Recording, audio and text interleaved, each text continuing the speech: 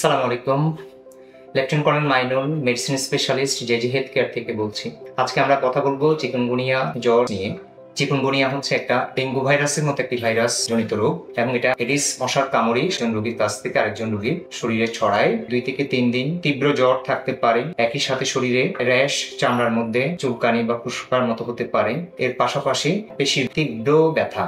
সকালবেলা উঠে দেখা যায় জয়েন্ট গুলো আপনার ফুলে গেছে, আপনি হাত পা নাড়তে পারছেন না, আপনি শোয়াতে করতে পারছেন না, তখন ধরে নিতে হবে যে হয়তোবা আপনার চিকুনগুনিয়া হয়েছে। এখন যদি জ্বর হয় প্রথম 2 থেকে 3 দিন থাকে, তারপর কিন্তু এটা নিজে নিজে ভালো হয়ে যায়। অনেক বেশি জ্বর, এমনকি 104, 105 জ্বর হয়ে থাকে। স্কিনের যে র্যাশ হয় বা চুলকানি হয় কিংবা অনেক সময় ফোস্কার মতো হয়, সেটাও দেখা যায় 3 থেকে 4 দিনের মধ্যে মোটামুটি আস্তে আস্তে কমে আসে। বাট পরবর্তীতে আপনার চামড়ার মধ্যে কালো কালো স্পট পড়তে পারে, যেটা আমরা দেখেছি বেশিরভাগ রোগীর ক্ষেত্রেই 1 মাসের মধ্যে সম্পূর্ণরূপে ভালো হয়ে যায়।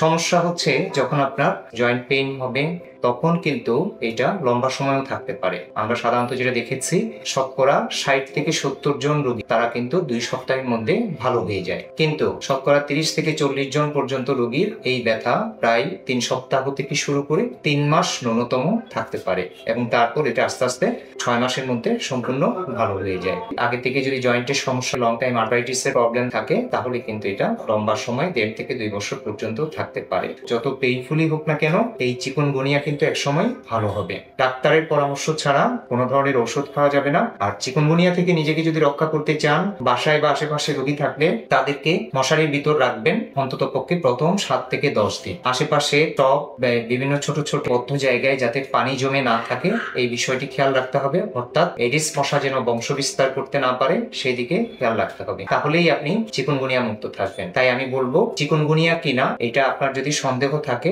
আগে পরীক্ষা করবেন। ডেঙ্গু পরীক্ষা করে ডেঙ্গু নাই এটা প্রমাণ করবেন। তারপর 7 দিন পরে বা 7 দিনের আগে হলে বিশেষ কিছু টেস্ট আছে চিকুনগুনিয়ার জন্য, সেগুলো করাবেন। তারপর আপনি ওষুধ সেবন করবেন আপনার ডাক্তারের পরামর্শ মতো। জেজি হেলথ কেয়ারে চিকুনগুনিয়ার রোগ নিরূপণের জন্য সব ধরনের পরীক্ষা নিরীক্ষা বিদ্যমান।